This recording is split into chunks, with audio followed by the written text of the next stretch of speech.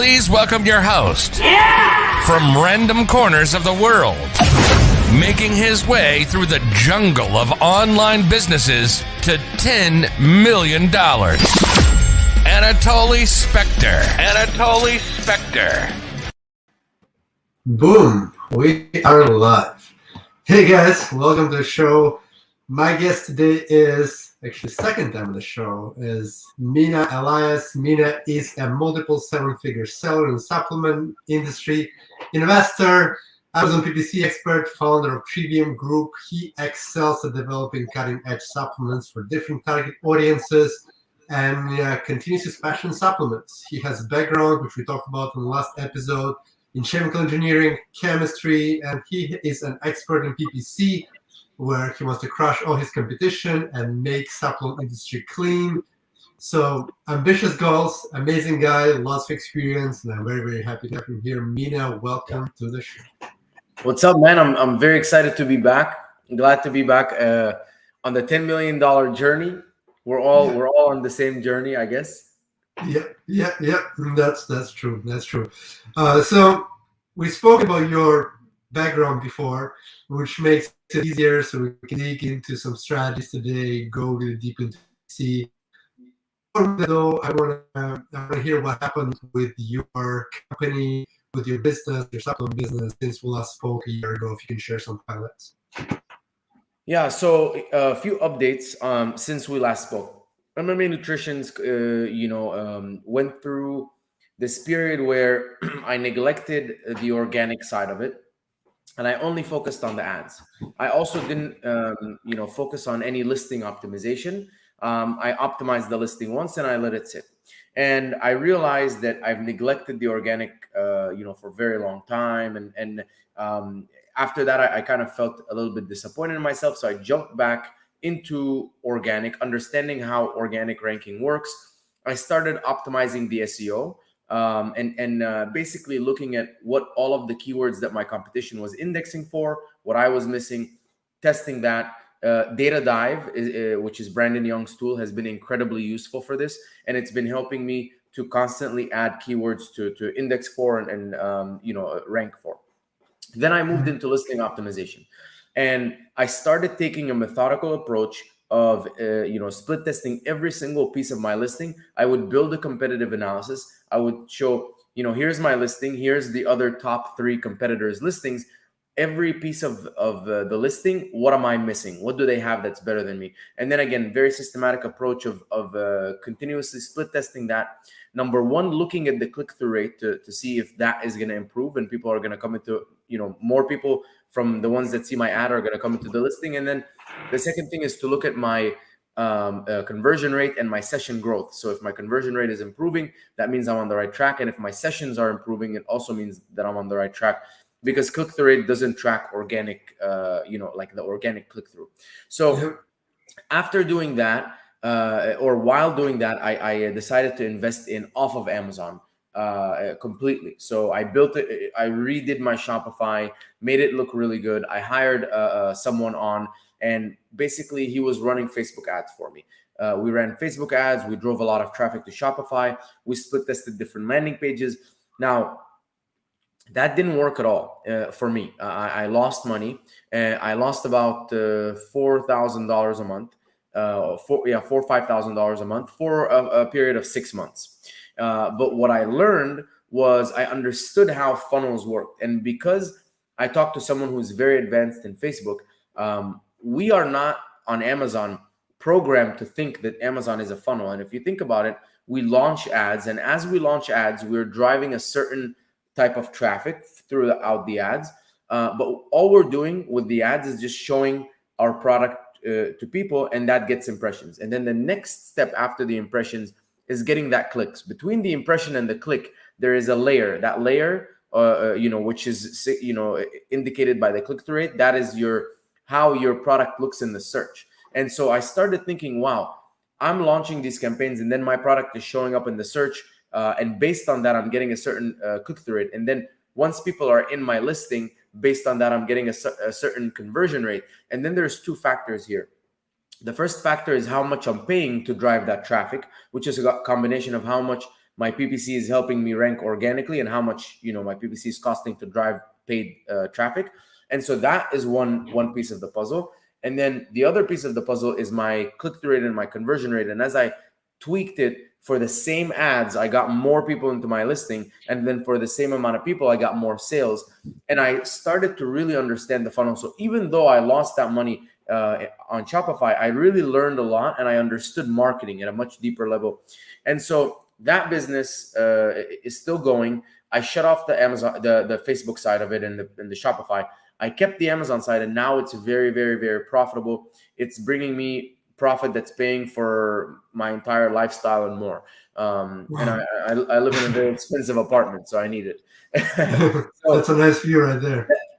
So that's what happened with MMA Nutrition. But along the way, I was coming on podcasts like this, and I was sharing PPC knowledge and all of this stuff. And in early 2021, an aggregator hit me up, and they said, "Hey, Mina," or it wasn't actually, it was their consultant hit me up and said, "Hey, Mina, this aggregator is looking for someone to train their PPC team. We heard you're one of the best. We want to interview you." So they interviewed me, and I said, "Okay, like this is how long it's going to cost to train your team. This is all the SOPs, all of the stuff that I'm going to build." And they said, "Okay, cool, but we need to see that you actually know what you're talking about." I said, "Okay, cool. You can test me on a brand." So they put me on one brand. I ran and I managed that brand, me and two employees. My two employees, one was doing the PPC stuff and the other one was doing all of the analytics, collecting the data and all of this stuff. And the combination of the two of them, 4 months later, they got back to me. They said, "Mina, actually, we were testing 6 other agencies to see, who's the best one and who should take this proposal.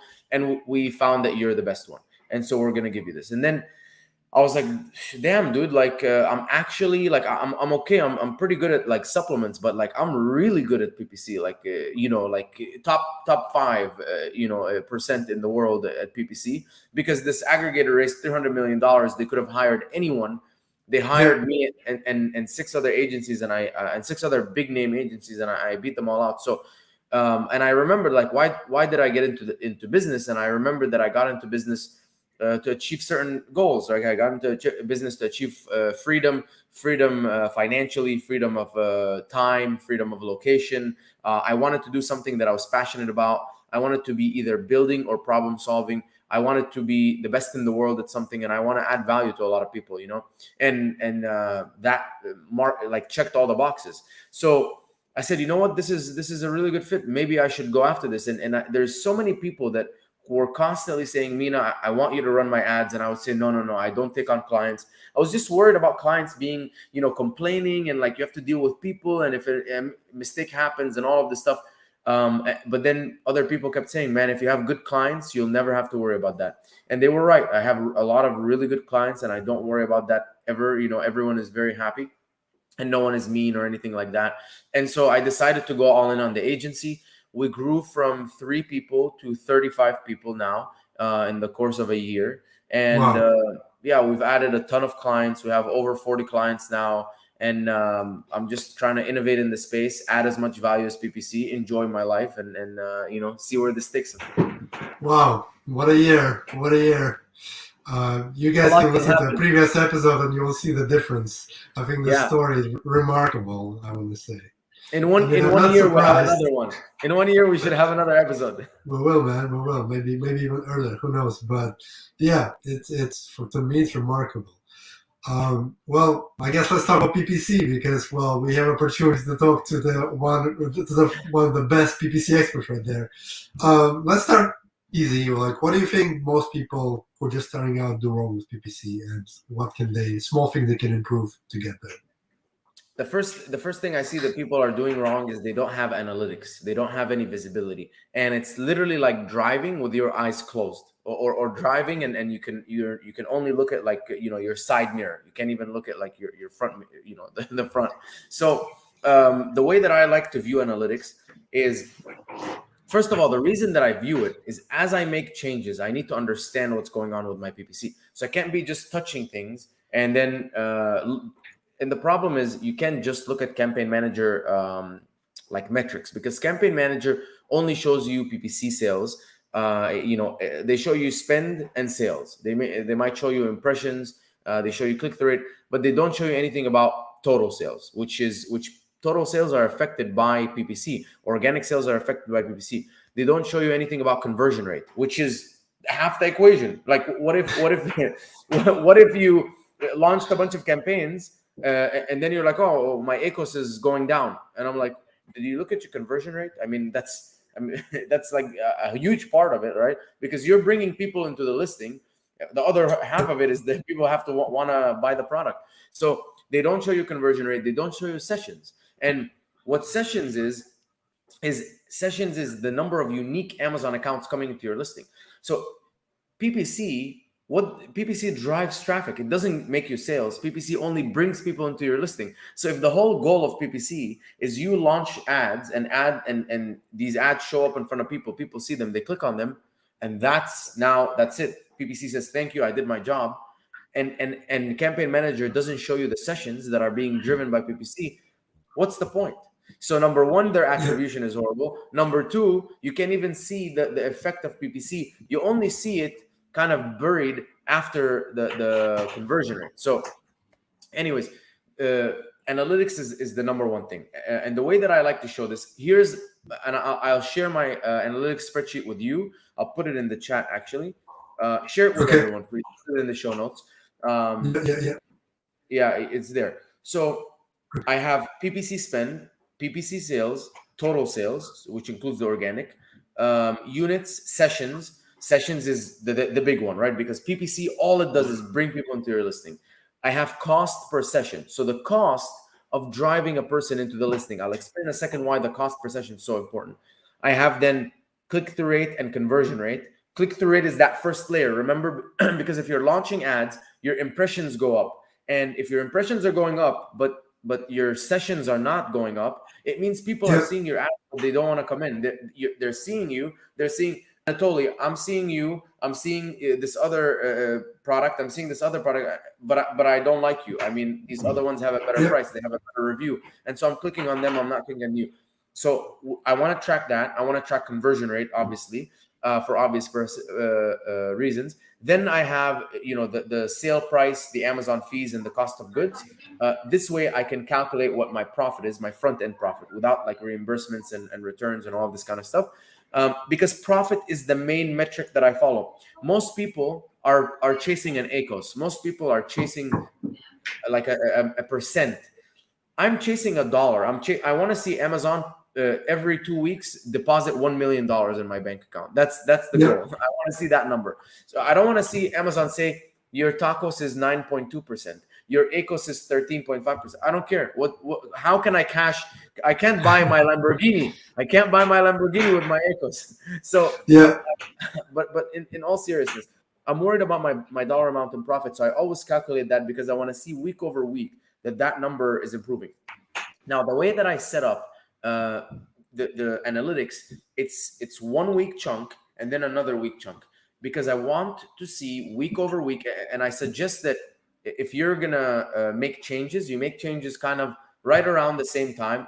Of course, you can mess around during the week and make these changes, but try and keep it consistent so you can see, okay, I made an optimization on Monday. You follow along the data, and then you see, okay, a week later, I make optimization, you follow along the data. So I have a week-on-week view, and I can see, okay, PPC spend went up week over week. So what's expected to happen? My sessions should go up because I created more ads. My spend is going to go up. My sessions are going to go up. If my conversion rate stays the same, my total sales should go up. Okay. But here's what I'm expecting: my profit to go down. Why? Because as I increase ad spend, I'm testing. Some of that ad spend might not be good. It might be, kind of bad. We'll never know until we try. And so I lose some on the profit. But here's the good thing: my revenue goes up. So now that I have that data, I can cut out what didn't work and keep what worked, and I'm left with the good stuff. And the second piece of this, before we even get into like all of the different optimizations and stuff, is if you have an issue with your PPC, it's very clear where the problem is. If you have the cost per session, right, and that is the cost to bring one person into the listing, and you have your conversion rate. So let's say your cost per session, you have $1,000 PPC spend, 1,000 sessions. That means $1 for one session. Pretty simple. So you're paying Amazon shoppers $1 to come into your listing. Now, if your conversion rate is 10%, it means you need 10 sessions to make a sale. If it's 50%, you need 2 sessions to make a sale. So let's say it's 10%. If you need 10 sessions to make one sale, and your cost of one session is $1, you need $10 to make a sale. If you have a $20 product, you're screwed. If you have an $80 product, you're fine. And so understanding that metric, which is, the cost of conversion or cost per acquisition, whatever you want to call it, you can easily figure out what the problem is. Is it that your conversion rate is too low, or is it that your cost per session is too high? If the cost per session is too high, you're either too low in your organic rank, or you're spending too much money on ads and you're inefficient. And if your conversion rate is low, then you know what you need to fix: main image, rest of images, reviews, price, bullet point, coupons, enhanced brand content, questions on the listing, all of that stuff, right? Any of the listing components. And so that's the first thing, is have clear analytics. Without that, you're driving blind. And so the document that you shared allows people to start putting in those numbers and then able to track analytics. Yeah, the document that I shared, basically it's a Google sheet, and it's free. You just make a copy for yourself and fill in the numbers, and have one of them per product. If you're mixing multiple products in the same campaign, then just whatever the mix is, you just follow that, right? If you have a protein and you have chocolate and vanilla in all of your campaigns, then sum up the numbers of the chocolate and vanilla. But usually you should just do it for one parent product, however you've set up your campaigns, just so you can add up all of the numbers correctly. I'm working to automate this. I'm working, very hard to automate. And once it's automated, then I can offer it to some people. Say, this is my exact sheet. Just, you pay a monthly fee and the software does it for you. But anyways, you should, honestly, once you build this, you can use a VA. It'll take you like 10 minutes a day with one VA to fill out the data. So it shouldn't be a problem. But yeah, that's the sheet. So let's talk about optimization. Well, I guess let's start from the beginning. So you need some campaigns, you need some structure, right? What is your approach? There are many approaches. I know that you're the guy. I heard in one of the interviews you had like thousands of campaigns or something like that. I don't know if you're still doing it, but yeah, what's your approach to structuring, let's say, sponsored product campaigns that are based on keywords? So first, let's align on the goal of ads. The goal of advertising is to drive as many people into the listing as cheap as possible. So that's number one. So what I'm trying to do is I'm trying to launch and discover as many keywords as possible and send as much traffic as possible through those keywords, and keep only what works and eliminate what doesn't work. So the sequence is going to be: create some campaigns, launch them, wait for the data, look at the data. If it's a good product, if it's a good keyword or product target that's profitable, keep it. If it's not, eliminate it. My launch strategy, I like to go for the 4 auto campaigns: close match, loose match, complements, and substitutes. I break them up into 4. The reason I do that is substitutes and close match will perform a lot better than complements and loose match. Obviously, close match is closely matched, loose is like loose. Yeah. So as a result, I like to break them up, because if substitutes is performing really well, I'm going to increase the budgets and increase the bids and let it spend and drive more traffic. And I don't want to be held back by complements. And imagine if complements and substitutes are together and I increase the budget and now complements is getting more money. Like, what's the point? Then you're going to lower the bid for complements. You might as well just put it in a separate campaign. So I do the 4 auto campaigns. Then I take my main keyword. I'll explain my keyword research so you can actually do it very, very quickly in a second. I do my keyword research. I find the main keywords. Usually I'll take like 5 or 6 main keywords and I'll do 1 keyword per campaign. So 1 campaign, 1 ad group. The reason I do 1 campaign, 1 ad group, not multiple ad groups, is because the budget is set at a campaign level. If we can set budgets at an ad group level, I would have like maybe 5 campaigns total. And then I would have ad group, because then I can control the budget in the ad group level. Yeah. But since the budget is in the campaign level, if you have 3 ad groups, you could set $100 budget and it could be $92 for 1 ad group, $3 for the second ad group, and $5. I don't know. It's just Amazon. Yeah. So since we can't control it, I keep it linear. 1 campaign, 1 ad group. And then I have 1 keyword for the main keywords, 1 keyword per campaign, one campaign for broad, one campaign for phrase, one campaign for exact. The reason I separate broad, phrase, and exact is that they perform completely differently. Exact is one keyword.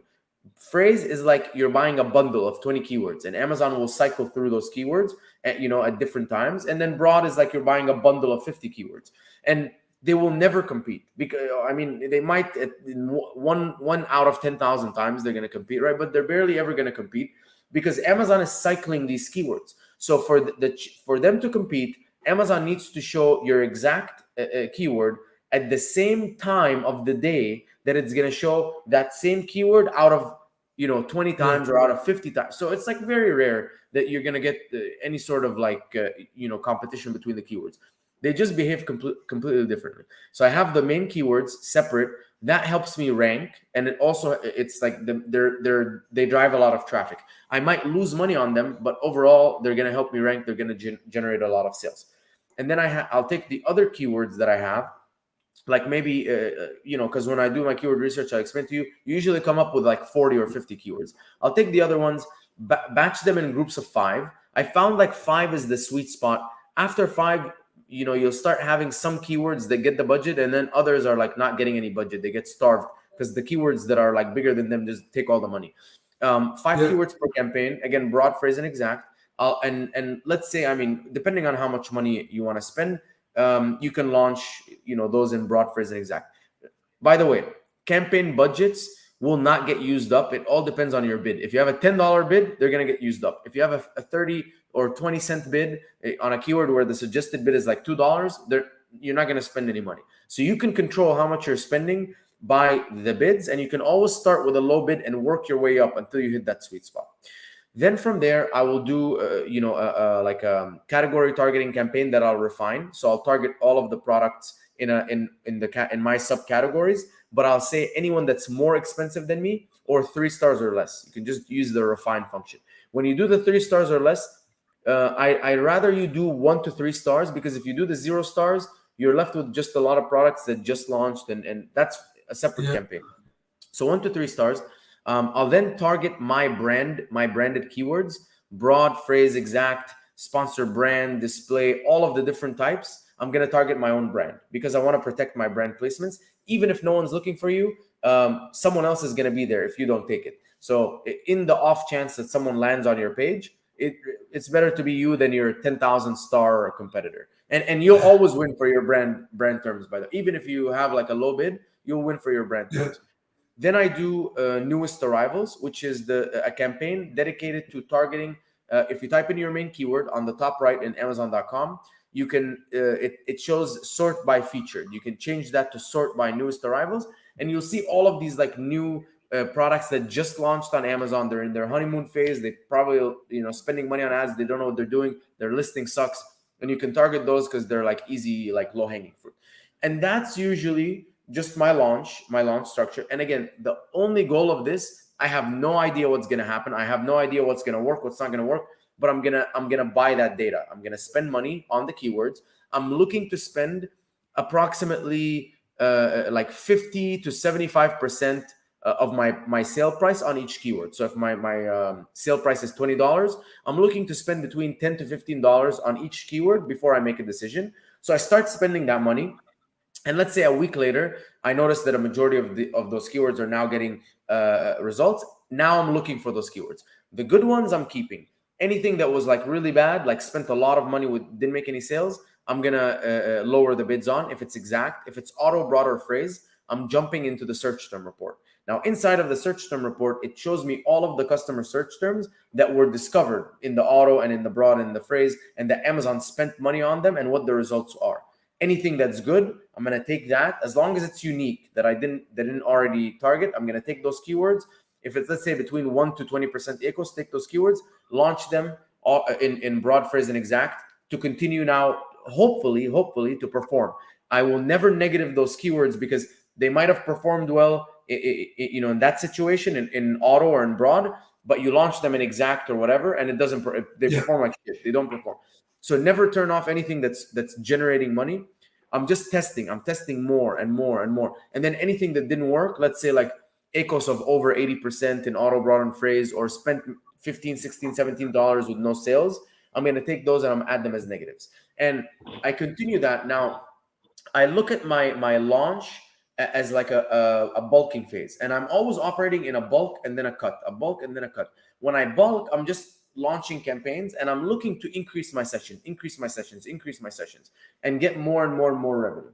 And then once I've discovered a lot of keywords that have generated me more revenue, then I go into a cutting phase. I stop launching stuff and I just eliminate, optimize, lower bids on for exact and product targets and category campaigns, lower the bids to eliminate anything that didn't work.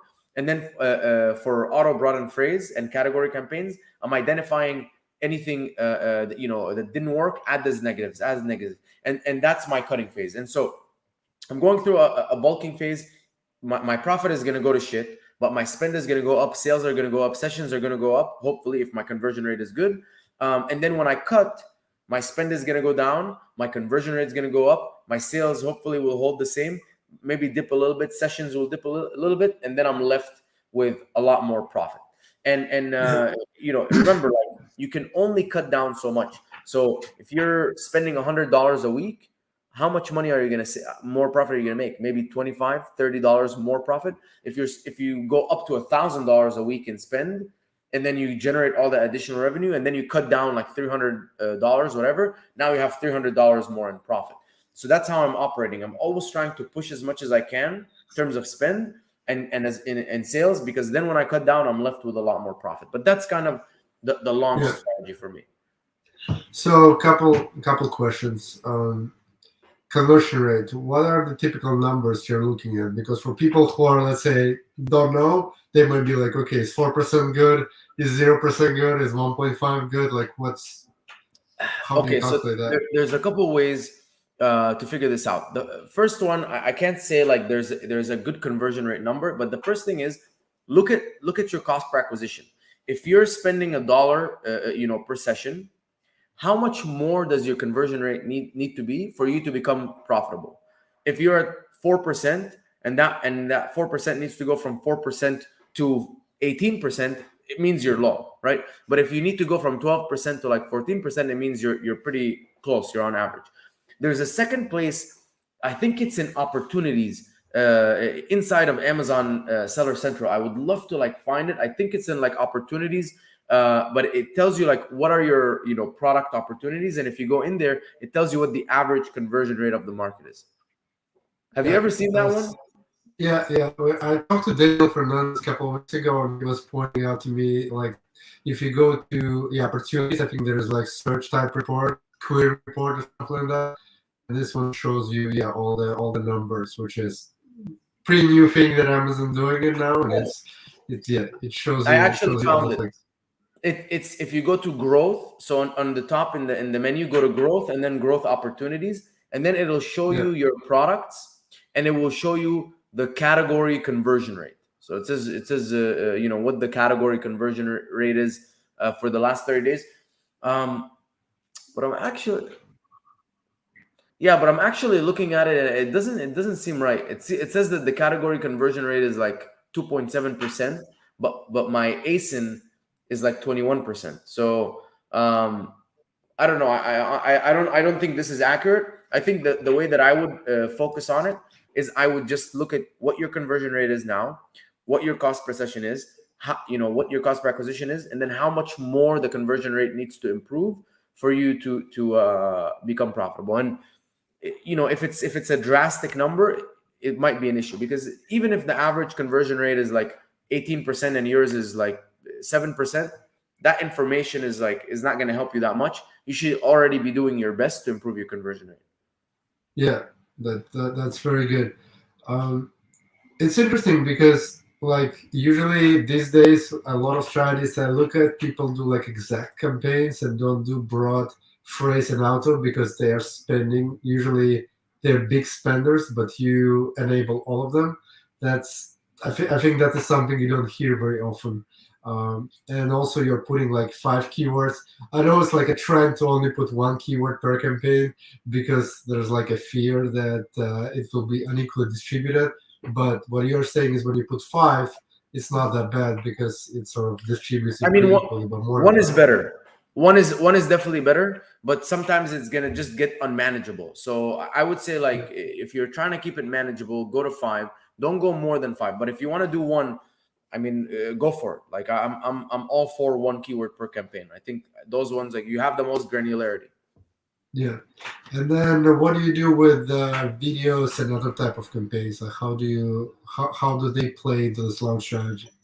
Okay, perfect. I'm glad you asked that question. The first thing is, I want everyone to be very careful of the pitfalls of using multiple types of ads. One time, I was running ads for a client, and then they came to me and they said, "We heard video is killing it. Like, well, here's a bunch of videos. Let's run video." I said, "Okay, cool. Let's try it out. Well, it can't hurt, right?" I was wrong. We launched a bunch of video on Campaign Manager. The video looked like a superstar. We were spending like $150 a day. It was making $1,000 a day in sales. ROAS looked incredible. I was like, okay, cool, very cool. Video looks amazing. Then I'm looking at my analytics, and I'm glad that I had good analytics, right? Because my PPC spend went up by $150 a day, but my total sales did not change. And I was like, this is strange. I thought like the video is working, and now it looks like the PPC is doing a lot worse. And I'm like, okay. They're like, Mina, like the PPC is doing worse, man. We have to fix it. I'm like, dude, I don't know why all of a sudden the PPC is doing worse. Let's optimize. We kept optimizing. I'm like, you know what? I have a feeling, man, there's something about this video. I turn off the video. The PPC spend, the extra 150 goes away. Total sales unchanged. PPC sponsor products looks perfect. And I realized why. It's because we were serving these ads, these video ads, to the same people that the sponsor product ads were being served to. So, as if you're walking into the mall and one person in the first door gives you a coupon for $5 off for pizza, another person gives you a coupon for $5 pizza, and you're like, I already got this coupon. It's pointless. You just wasted the ad on me. And so that's what happened. We were serving the ad to the same people, and since they didn't bring any new sales, we were just spending more money on getting the same people into the listing. And so now I have a very different strategy for using video and headline search ads. The first thing is, if sponsor product doesn't work, or your organic ranking is not high, and you're not able to show up on page 1 because maybe you're like, okay, on page 1 I wasn't profitable, you lower the bid, try video, because video, you can try different creatives and all of that stuff. So that's kind of the first way that I tried. The second way that I tried is, if you're somewhat low on page 1, but you're seeing that you have a lot of good sales from that keyword, try a headline search ad. Just try it. See what happens. As long as you're tracking PPC spend and total sales, if you notice your total sales go up, like your PPC spend goes up by 100, total sales go up by like 400. So it's effectively a 4x or ROAS, or 25% equals. Okay, that's cool. That's a good thing. But if you're noticing that your PPC spend is going up, but your total sales are not increasing that much, then cut it down. But I usually try to serve ads only in places where my organic and sponsor products are not working. But for branded, I will run everything. So the only time that I'm using video and headline search ad and all of this stuff is for branded, because I have no problem with branded. Very interesting. Well, let me ask you a question that I'm struggling with. It's actually PPC related. My issue with PPC is I have a product that video is running pretty well, but my problem is it's always 70% PPC sales and 30% organic sales. And no matter what I try to do, as soon as I don't know, lower bids, just sales go down. So it's like very, very driven by PPC. In cases like that, what would you do? Like, what would your strategy be to at least shift a little bit more to organic, I guess? Because at the end of the day, organic is a pure profit, whereas PPC, like, I don't know. Yeah, PPC, you're constantly spending money on it. If we're talking just through PPC, I would try to rank the keyword organically using PPC. So what I usually do, I'll take that keyword, put it in Helium 10 keyword tracker. And then what I'm going to do is I'm going to create a single keyword campaign, big bid, big budget, spend money, show up very high, top of search, first page, whatever. It's going to be not profitable. And I'm going to watch that organic rank for the keyword. If that organic rank is going up, then from there, I'm going to say, okay, let's keep it going. Once it plateaus, I'll hold the PPC for a bit, and then I'll start lowering the PPC down. I'm hoping that the organic rank stays. If it starts falling down again, it might be an issue with the listing, the price or the number of reviews or something like that, or the main image. But if it does slowly hold up, that's good, and then that means that you use the PPC, you ranked organically. The other ways I would do it is, if I've seen, when you drive external traffic like influencer marketing, or if you use like backlinking, like maybe from YouTube, you do a lot of videos on YouTube that talk about the product, that send directly to the listing. Even if it's a direct link to the listing, Amazon starts ranking you higher organically, because it says, wow, like people from outside care and want to buy this product. Okay, yeah, that's actually really good. I like the strategy of slowly ramping it up and then cutting it out when if it doesn't work. That's really good. Thank you. If you talk about supplements, because I mean, what's unique about you is that you are also in a supplement business, and this is pretty rare. I was in a supplement business as well, and I know like you don't find many people selling supplements these days. So in a year that you're doing it, since we last spoke, any new challenges, anything you want to say about supplements, and for people who want to start, let's say, in a supplement business, any advice you can give? Yeah, I think if you're going to start now in the supplement business, definitely make sure that you're like differentiated pretty well. Make sure that like there's something that you can clearly say, my product is better than everyone else's product because of this reason. I think now everyone is shifting in the supplement space to a lot more beautiful packaging, and the competition to have a good looking listing has gone up a lot. So you could fly with like an okay-ish sort of listing, but this can no longer work anymore. So before you start, it's very simple. Go take your top 3 or 4 competitors, break down every piece of their listing, and then when you're launching, make sure that you have a better looking packaging, better looking main image. What you can do is you can use something like Pickfu, pickfu.com, and get feedback. You can say, here's my mock-up of my product. Again, this is a 3D design, so you don't even need the full design. You just need the front of it. And you can say, here's my design, here's the competitors, which one would you buy and why? And you don't even show them price or reviews or anything like that. And if people are not like in majority clicking on yours, you need to keep working on the design, because the design really matters right now. And then just dissect everyone else's listing and see what everyone's doing. If you have questions, you can build your own frequently asked questions on your listing by using your buyer account to ask as many questions as possible, and then answer them from your seller account, which will take away a lot of doubt from a lot of people. Add videos, get a bunch of people. Amazon Live influencers are the best people to do this. They can leave videos on your listing, and then look at everything. Look at the bullet points. Look at the enhanced brand content. All of that stuff. You really need to do have a very beautiful listing, and there's a lot of good examples on Amazon. Like there's now a lot of money that's being put into Amazon businesses, so you can very easily find really good examples. So you're saying that it's okay to start launching supplements, even though there's lots of fears about competition, about black hat techniques, etc., etc. Yeah, I think that the black hat techniques are going away. Every year it's getting less and less, and now it's just like straight up business. If you have a beautiful product, if it's differentiated, if it has a decent price point, and if you can drive traffic to it and get good reviews, it shouldn't be a problem. I'm still seeing products with 100, 200, 300 reviews on Amazon doing very well. Amazing. Yeah, that's good to know. That's completely agree. Yeah, if you create a good brand and you target a niche, then nothing can stop you, because I mean, nobody can. There's no way every niche is taken. There's definitely niches that can be there. And you know what?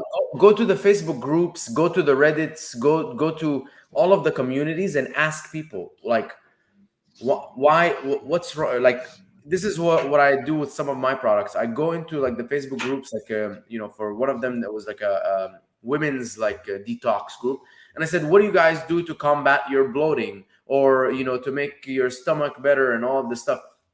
And they would post and say, I use this, and I'm like, why do you use it?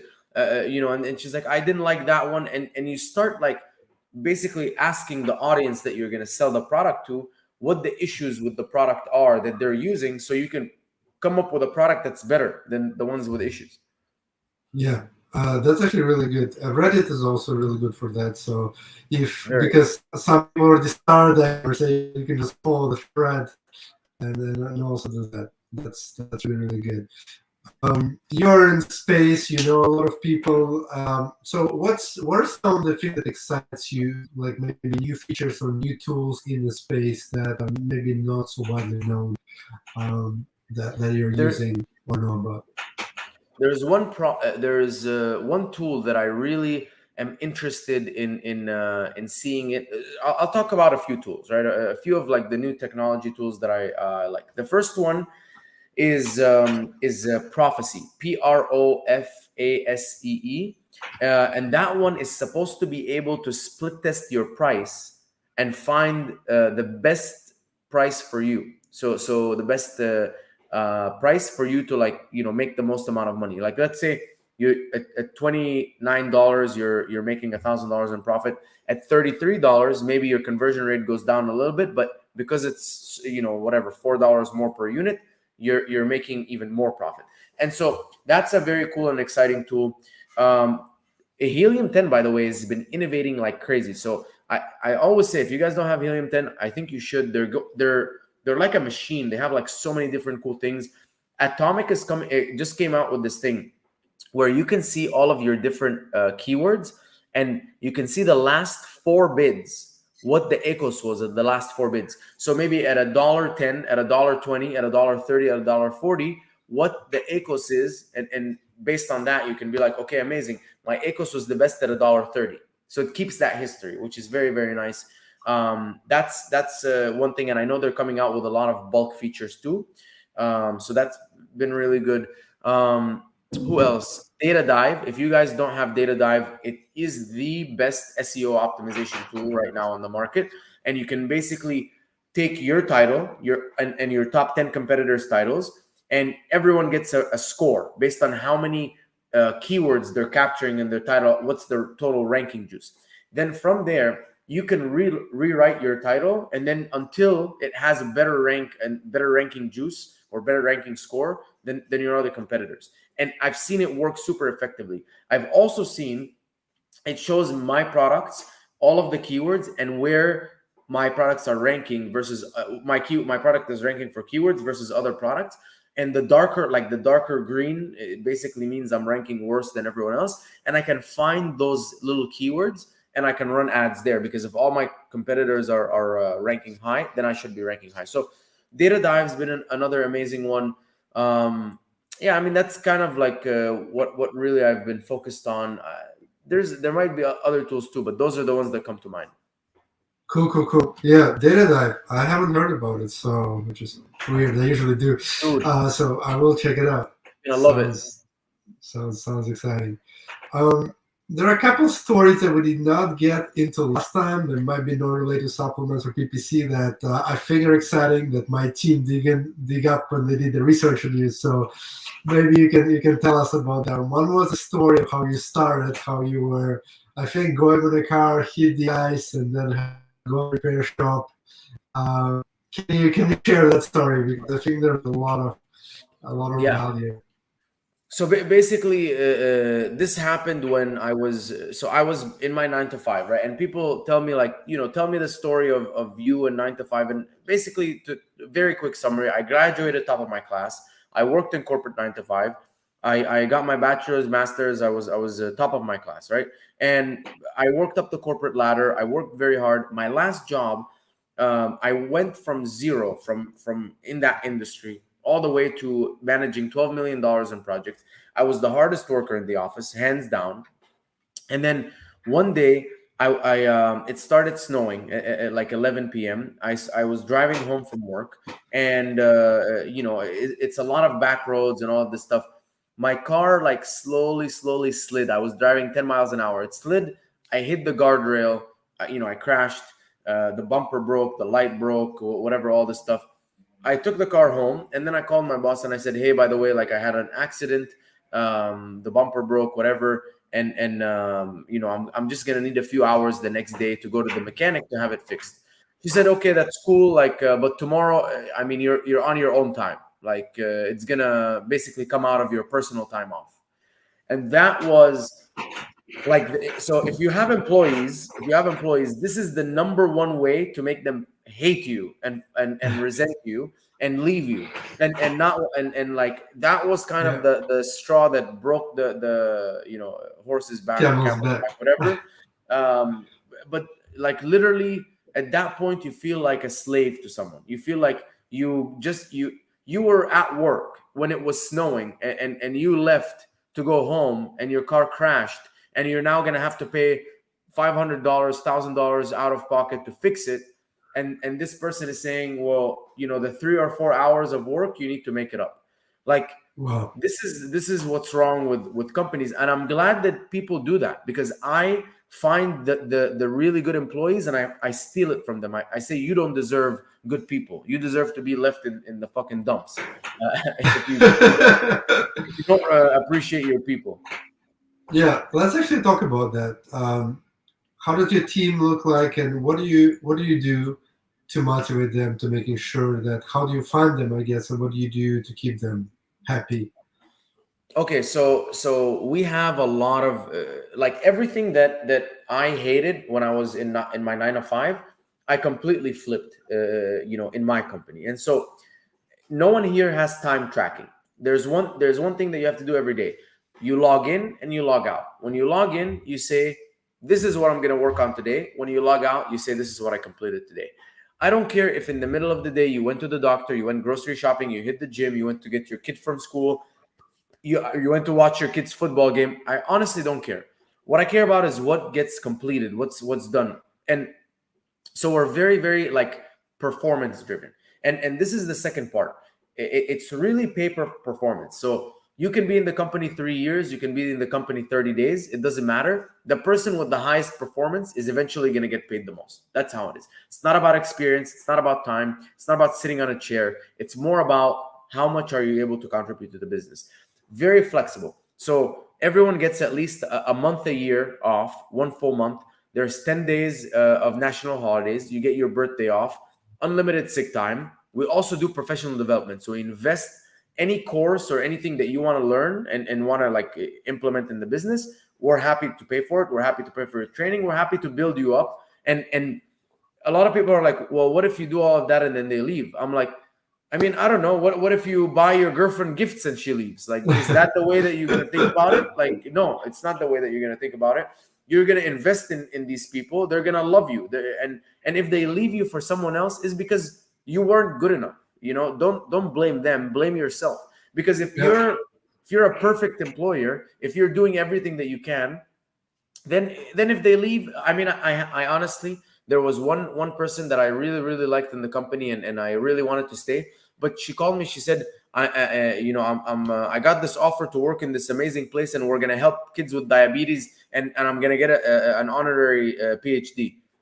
I said, okay. I mean, it is what it is. Like we did our best, but I'm happy for you. It's okay. But this is a 1 in 100 case, not like every other person is gonna do this case. So I'm not like worried about the exceptions. I'm not gonna look at the exceptions to the rule. But that's how we kind of keep the company culture. It's very good. It's very fun.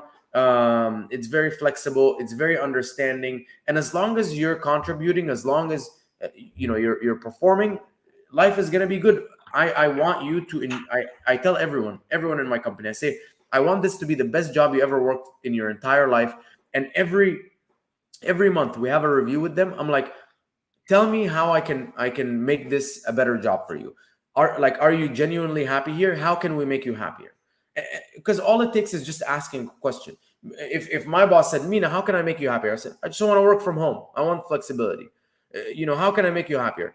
I want you to tell me how I can go from making $65,000 a year to $100,000 a year. Let's come up with a plan together with milestones. 65 to 70, 75 to 85, 85 to 95. And then every time I hit a milestone, because I'm adding so much more revenue to your business, give me more money. And that's what I do with my people. If anyone ever comes and says, Mina, I want to raise. I said, dude, totally. How much do you want? I want an additional, whatever, $1,000. Okay, cool. What's the plan? Let's come up with a plan. Like, show me what you're going to do and how that's going to contribute to the business. And if you achieve that, I'll give you the $1,000. No problem. And this, everyone wins. They work hard, they contribute Yeah. more to the business makes more revenue, I give them more money, everything is good. Beautiful. Yeah, actually, that's a very good point because most of the time when somebody comes and say, "I want to raise," people are like, "No, Yeah, we cannot afford it" or something. But that's a wrong mindset. It's not you cannot afford it. If person brings you that money in, just give them a cut. Like why exactly, you cannot afford it. So exactly. that's actually a really really good mindset. Another story that actually you put in a questionnaire that we asked you that actually I want to talk about is you were in Dubai and you were trying to sell your product in stores, and that's how you realized that Amazon is an opportunity. Maybe you can share that story as well. Yeah, that's a very good lesson. I think everyone should hear. So in 2019, basically, so in November 2022, 2018, I launched on Amazon.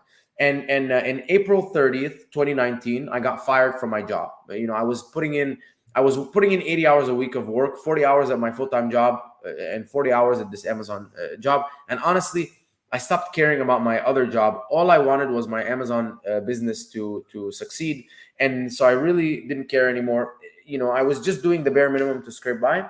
They eventually fired me, and so when they fired me, I was doing at that time $4,000 a month in profit on Amazon. This is in profit. My bills were about 3,700. I still remember because I ran the numbers, and I was like, okay, I can't stay living in Connecticut with that salary because I'm gonna suck all of the profits, out of the business. I packed up my entire car. I sold everything. Everything. I put it in just in my car. I parked the car in church, and I said, I'm gonna spend 4 months visiting my family finally in Egypt, chilling with them, living with them, all of this stuff.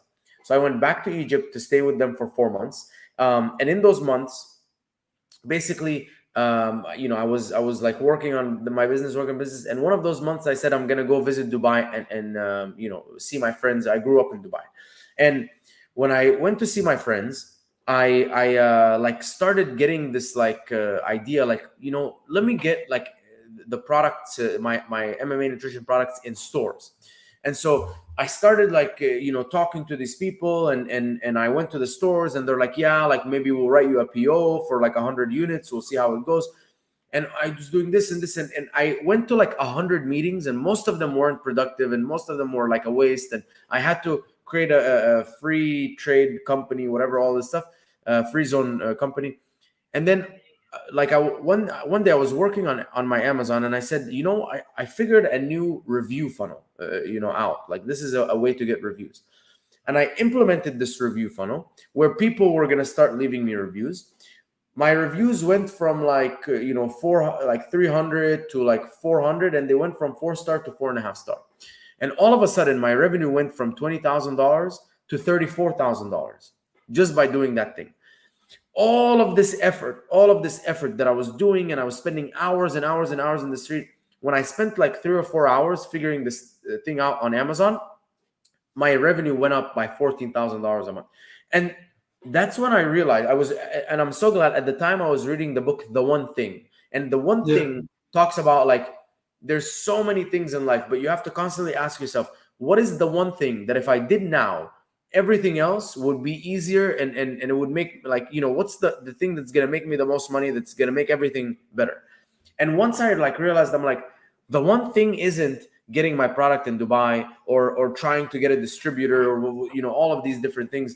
The one thing is the opportunity that's in front of me, and it's Amazon. And I made that mistake on so many other occasions after that. Okay. And I kept getting distracted and distracted and distracted. And finally now I have so much like full focus with the agency. And ever since I've had that complete and total focus, my revenue has just gone up like this, because I'm no longer like distracting myself. The whole seven streams of income and all of that kind of stuff, honestly, that's bullshit. I actually have seen YouTubers that I know personally post, I have 7 streams of income, and they're like, I have affiliate commission, I have this, I have my consulting. But I know that he makes $300 a month consulting. He makes $180 a month in affiliate commission. So all of these, like, it's 7 streams is bullshit. Like, you have one stream of income that becomes really big. Now, the really big millionaires, I have friends that are like making $10 million, $15 million a year and more. Okay, those guys are making all of their money from one thing, and then they have so much extra money. They're like, okay, what am I? I'm not going to spend all of this money. So they take it and they maybe put it in this thing, and they put it in this real estate, and they put it in this stuff, and now their money works for them. But first, they had to get that money. So if you're looking for financial freedom, right, you haven't achieved it yet, you should not be looking for 7 streams of income. You should be looking for one thing, and making that one thing as big and as massive as possible. And once it's that big, then you can start investing in all these other things that will bring you extra. But I've made that mistake so many times of diversifying my attention, and the one thing that's in front of you that makes you the most money starts to decline. Yeah, completely. I'm with you. Having like 6 different businesses, my goal is now to shrink it all into something that I really enjoy, because I think the one piece that I would add there it needs to be something that you really, really enjoy. Because if you don't enjoy it, and it makes you lots of money, well, it's a big trade-off. For me, I don't know. I just cannot work on something anymore that I don't really enjoy. So that's quick Exactly. on my end. The question I like to ask these days: if you could meet your younger self, let's say 5-10 years ago, maybe the one working full time, let's say, and being successful or getting all those degrees, but knowing what you know now, what would you tell him? I would tell him, first of all, take full accountability of your life, because back then I was a victim. I was very much a victim, and I kept thinking that my life, like life was giving me. It's like, man, life gave me this job, life gave me this house, life gave me this salary. No, it wasn't. You did it. It's on you. It's not on life. It's on you. And I wish I had full and total accountability back then. So I tell my younger self, stop thinking that it's something else. If you don't have the life that you want, it's your mistake. It's your fault. It's the sum of your decisions. And that's true. I didn't have the skills, and I didn't have the selling skills to sell myself. So number one, if you were worth $100,000, then you would have had a skill that's worth $100,000, and you would have sold yourself for that $100,000. But you didn't. I didn't have that skill, right? That I could monetize. I didn't have that skill because I didn't go hard enough after a skill that I could monetize. I didn't ask enough questions. I didn't talk to enough people. And then at the same time, when I was in there, getting a job interview, I would get one job interview. They would, out of 100 applications that I would half-ass do, and then they would offer me a job, and I would say, okay, this is the only thing that I have, so I'm just gonna say yes. And they would say, you're gonna get paid this, and I'd say, okay, that's fine. So it was all on me. I said yes. I didn't sell myself well enough. I'm not the one that didn't, I didn't say no, I'm not going to accept this. And I didn't work hard enough to get 100 job interviews and get 100 job offers, right? Because now, if I'm like sell my business, I'm like, okay, I want to go get a job. I can get 100 jobs. I can get 1,000 jobs. I can get 1,000 job offers, and I have them fighting for me, because because now I understand, if I want people to fight over me, I need to be very, very valuable. I need to prove and sell to them that I'm very valuable. I need to come to you and I told you, listen, you bring me into your company, I'm going to do this, I'm going to do this, I'm going to improve your sales, I'm going to improve your marketing, I'm going to run your operations, I'm going to make everything good. We're going to scale your business. You're going to make $2 million more a year, and I just need 200,000 out of that 2 million. You're going to be like, bro, this is a deal. And I'll be like, listen, I'll make it even easy for you. We'll start at 50,000, and every additional 50,000 that I make, you're going to give me an extra, 5,000, whatever. You're going to say, bro, done, consider it done. That's how you sell yourself. You number one, actually have the skill and the value, and then you sell to the person. And so, I could have done that, but I didn't. And I blamed it on life. I said, life gave me this job. Life gave me life gave me this life where I can't see my parents, and I can't travel, and I just everything was bad, and it was actually just all my fault. Wow, beautiful. That's amazing. The couple more questions. The one that I also like to ask, but since we last spoke, I might have asked you before. If I did, let's do this from the last time we spoke. What were some of the beliefs that you used to hold that you don't hold anymore? Oh man, this is a hard one. Because I don't know what I used to believe in the last year that I changed, because now I'm changing so fast, right? But I know time frame. Yes. Yeah, some of the stuff that are the really, really old stuff that I used to believe, I never questioned everything. Like sometimes I took things that you are brought up with your parents or whatever, that I just take them like, okay, my parents taught me this, like it's true. Everything that question everything. Every day I look at all of my beliefs, and I question them. And so that's one thing I learned, is to constantly question my beliefs. Another thing that I had was, I had limits. I had limits on myself that I didn't know that I had. And this happened when one time I sat with like a person that I kind of considered somewhat of a mentor. But she sat down with me and she was telling me, Mina, I want you to close your eyes and I want you to visualize. And she's like, I want you to pull your body, your soul is going out of your body, and you're going to go 1 year into the future. And now you're going into your future body. Open your eyes. Tell me, what do you see? Like, what does the house look like? What is the car? Who are you living with? What are you doing? And I told her so much low, like very like, I'm living in like a slightly better place, and I have roommates, and I only have like $50,000 in the bank, like just these small things. And she's like, dude, what's wrong with you? This is an exercise. this is an exercise. This is what you're wishing for. You're actually wishing for this, and if you wish for it, it's gonna come true. And I said, okay, we'll start again. And I redid everything, and I said, okay, I can see it. This is the house that I live, not this one, the previous one, the one that I think maybe we filmed from. But Yeah. I understand the house that I live in. I have the ocean view. I'm this, I'm that, and all of it came true.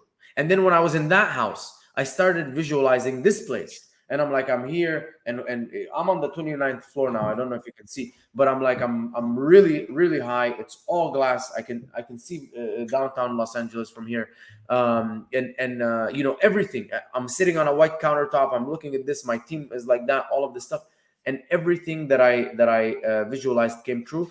And that's when I realized like the power of like what you see for your future comes true. And so if you see, that you're gonna do a small thing here, a small thing there, whatever, it's gonna come true. And if you see a really big thing, it's gonna happen. It's gonna come true. And obviously you have to work for it, but it's kind of, that's how it worked for me. So that was a huge thing that actually. And this happened like well into my entrepreneurship career. So this maybe happened to me in the beginning of 2020. So my business was already doing $10,000 a month in profits. I was living in Los Angeles, but I just had much smaller goals than I like anticipated. Now I make sure. So if you don't have that person, make sure to bring someone and do that exercise, and then tell them like, this is my goals. These are my goals, and see what they say. And then this is the final thing that I want to say, that the biggest learning.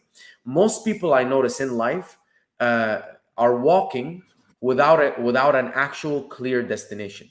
So it's like they're hungry, and they go downstairs, and they begin to walk down the street. And I'm like, this is the least efficient way to go find a restaurant, and you're 99% not going to find a restaurant.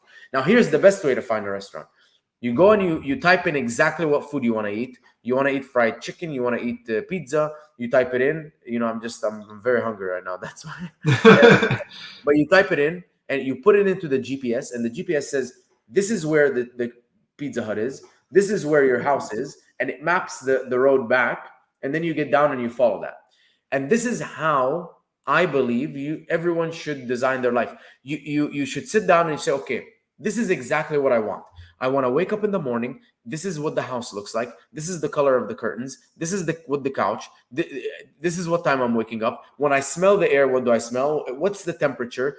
I wake up. This is what I do. This is how I go to the gym. This is what I'm wearing at the gym. Everything in your life that you want, your dream, you detail it.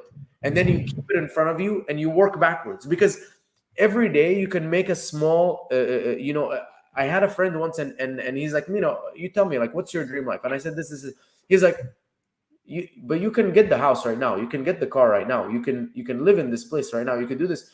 And I'm like, you're right. There's so many things that from my dream life that I can have right now, but because it's not in front of me and I'm not every day like working towards it. So instead of just walking, find your destination and keep it in front of you, and I guarantee you'll get there. Subconsciously, you'll get there. Yeah, I was talking to a friend recently, and he was stressed out. And he's like, I don't know. I'm like, what's your vision? He's like, I just want to work 4 hours a week, 4 hours a day. And then when we did the exercise, he actually can. He makes enough to work 4 hours. He just didn't know that. So I'm like, you know what? Your big vision that you have like 5 years ahead, you already achieved. So maybe you need to update your vision. You need to increase the vision, improve the vision. Yeah. Okay, I don't want to keep you any longer because you're hungry. So I'm going to ask this last question, which is very. So, how to live a fulfilled life, in your opinion? How to live a fulfilled life. I think one of the biggest pieces of this, like the way that I like to do it, is I like to break it down. And first of all, I like to break it down into categories, which is success is not measured just financially, right? And a lot of people say like successful people aren't happy. If you say successful people aren't happy, you have a wrong definition of success. The correct definition, in my opinion, is that you're successful in all of the areas of life and you have a positive trajectory. So the areas of life are, your health, your physical health, your mental health, your relationship, with your significant other, your relationship with people and your friends and family, financial health, and then self-improvement, and then spirituality. So there's these 8 categories, and in each category I benchmark where I am now, and then I always have actively in front of me 2 or 3 things that I can do to improve in each of those things. And every 3 months I visit where I was, what my score was, and where I am now. And as long as all of those bars are improving, I'm becoming happier and happier. I'm living a better and better life. And then there's one piece that I think is a huge component of having a self-fulfilled life, and it's giving and helping for nothing in exchange. And it's a really, really, really good feeling. It's the reason, I do a lot of like the stuff that I do. The reason I'm on so many podcasts and I help people, because it is selfish. It's definitely selfish, because you will feel very fulfilled knowing that you help people. You will feel very fulfilled knowing that you gave a lot. Like there's so many people on Instagram. My girlfriend always tells me this, but we'll be like in a restaurant, and then all of a sudden I'm answering a voice note like, first you're going to launch these campaigns and then you're going to optimize the business.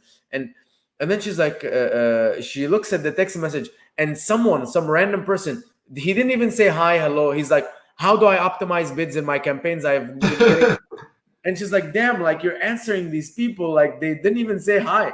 And I'm like, listen, I don't care. Like I do it because I genuinely want to help, and this is my way of just giving, and it feels good when you know that at the end of the day you gave and you didn't ask something in exchange. And I try and give my parents as much as possible. I try and give my girlfriend as much as possible and not ask anything in exchange. And really, that's not alone enough to make me live a self-fulfilled life. It's a big component, but having those 8 categories and constantly improving in those categories, the combination will, in my opinion, is the definition of having a very fulfilled life.